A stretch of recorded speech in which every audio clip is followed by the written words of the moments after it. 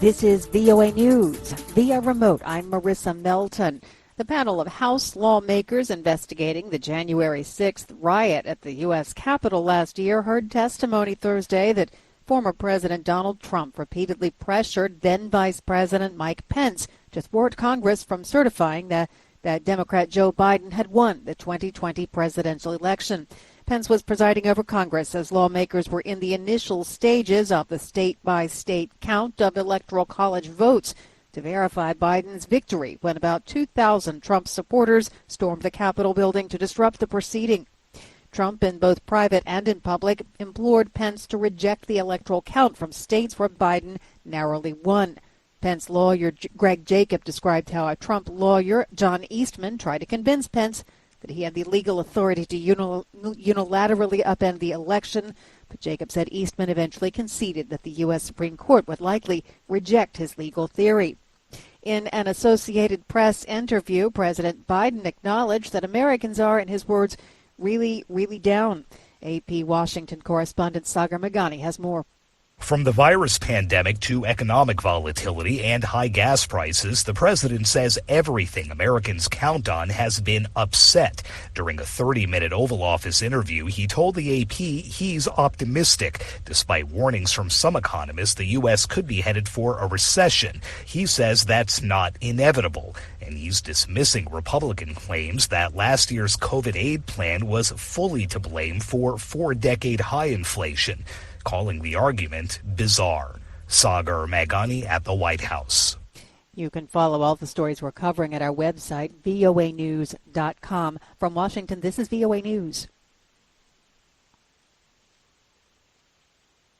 U.S. stock indexes closed sharply lower on Thursday in a broad sell-off as recession fears grew, following moves by central banks around the globe to stamp out rising inflation after the Federal Reserve's largest rate hike since 1994. The benchmark S&P 500 suffered its sixth decline in 7 sessions.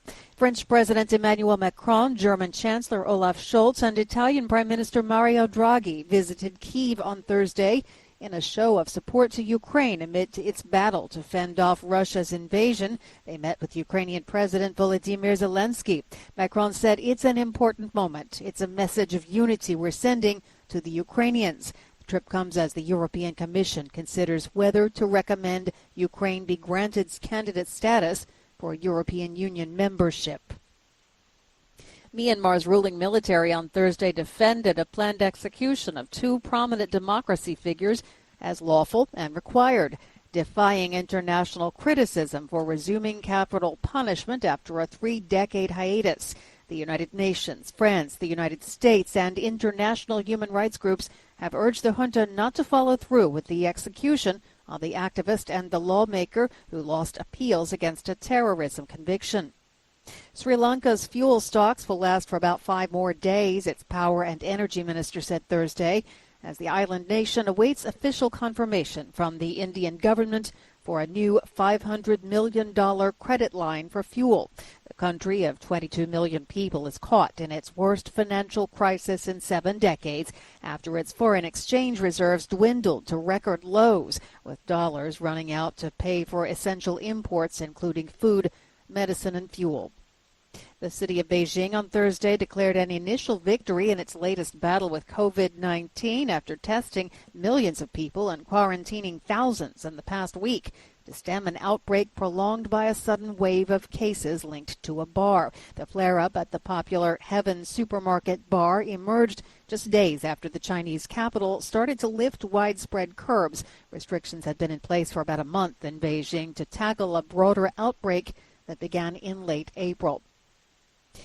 And the UN on Thursday denounced the murder in the Amazon of British journalist Dom Phillips and indigenous expert Bruno Pereira as environmental activists blamed Brazil's government.